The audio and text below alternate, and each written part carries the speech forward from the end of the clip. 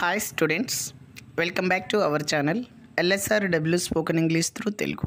In this video, we are going to learn some spoken English sentences. తిను తినండి, వెళ్ళు వెళ్ళండి, విను వినండి. ఇలాంటి మాటలను మనం ఇంగ్లీష్లో ఏ విధంగా చెప్పాలో ఈ వీడియోలో మనం నేర్చుకోబోతున్నాం స్టూడెంట్స్. ఓకేనా? రైట్.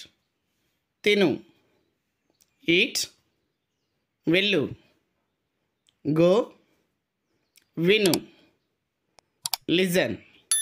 ఇక్కడి వరకు అయితే మనకి బాగా తెలుసు, అవునా? రైట్. అండి అంటే తెలుగు మీనింగ్ వచ్చేసి ప్లీజ్ అని అర్థం. ప్లీజ్ అంటే దయచేసి అని కాదండి అర్థం. దయచేసి అనే వర్డ్ ఓన్లీ రిటన్ టెస్ట్లో, ఎస్ఎంఎస్, వాట్సాప్లో చేసేటప్పుడు మాత్రమే యూజ్ చేయాలి. స్పోకెన్ ఇంగ్లీష్లో మాత్రం అండి అని మాత్రమే యూజ్ చేయాలి.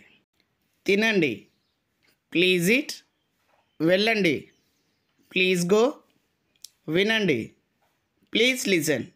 మీ ప్రాక్టీస్ కోసం కింద ఒక సెంటెన్స్ ఇస్తున్నాను స్టూడెంట్స్.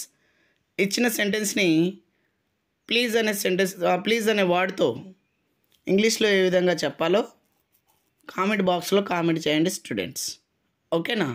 ఈ వీడియోకి నేను 500 లైక్స్ అండ్ 100 కామెంట్స్ని ఎక్స్పెక్ట్ చేస్తున్నాను స్టూడెంట్స్. అదేవిధంగా ఈ వీడియోని మీ ఫ్రెండ్స్కి ఫార్వర్డ్ చేయండి. ఓకేనా? రైట్.